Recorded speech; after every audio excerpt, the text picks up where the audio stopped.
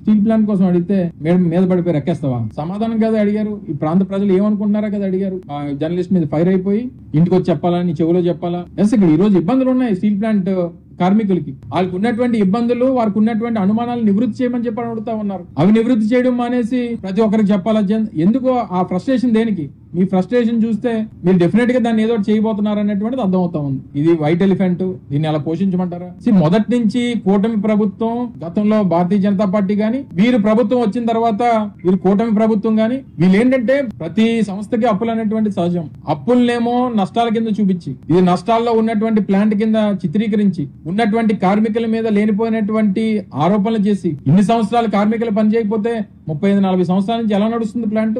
అనేక సంవత్సరాలు ఎలా లాభాలు ఆర్జించింది? నిన్న ఒక సర్క్యులర్ ఇచ్చారు హెచ్ఆర్ డిపార్ట్మెంట్ నుంచి, ఒక సర్క్యులర్. ఇక్కడ నుంచి నవంబర్ నుంచి వీళ్ళు చేసినటువంటి పనికి వచ్చినటువంటి ప్రోడక్ట్ కి బేస్ చేసుకొని జీతాలు ఇస్తారండి. ఎక్కడన్నా ఉందండి? వీళ్ళేమో షేర్ హోల్డర్స్, ఎంప్లాయీస్ ఏమన్నా అందులో? వారు సంస్థకి పనిచేస్తా ఉన్నారు. వారు పనిచేసినటువంటి దానికి ఎన్ని గంటలు అయితే పనిచేస్తున్నారో యాక్ట్ ప్రకారం వారికి ఉన్నటువంటి శాలరీస్ ని మీరు ఇష్యూ చేయాలి. కానీ మేము ఇచ్చినటువంటి టార్గెట్ల ప్రకారం చేస్తేనే మీకు జీతాలు ఇస్తాం. ఇది ఎక్కడి నుంచి కొత్తగా వచ్చింది? ఇది దేశంలో ఉన్నటువంటి అన్ని ప్లాంట్లకి ఇలాగే చేస్తున్నారా? లేదా గతంలో ఎప్పుడైనా లాభాలు వచ్చినప్పుడు పోనీ ఇలాగే కార్మికులకి ఏమన్నా ఈ లాభాలన్నింటినీ కూడా ఇదే రేషనలైజేషన్ పద్ధతిలో అందరికి పనిచేశారా? దాదాపు 5,500 మంది కాంట్రాక్ట్ కార్మికులు, 2,000 మంది బీఆర్ఎస్ ఎంప్లాయీస్, గడిచినటువంటి సంవత్సరాల కాలంగా రిటైర్ అయిపోయినటువంటి వారు ఒక 1,500-2,000 మంది. అంటే 2024 జూన్ కి 2025 నవంబర్ కి వచ్చేసరికి ఉన్నటువంటి ఎంప్లాయీస్ సంఖ్య 9,000 నుంచి 10,000 మందికి తగ్గిపోయారు. ఇది మీరు సాధించినటువంటి ఘనత. పుట్టికేగలేనమ్మ స్వర్గానికి ఎగిందని చెప్పి సామెత ఉంటది. ఉన్నటువంటి మన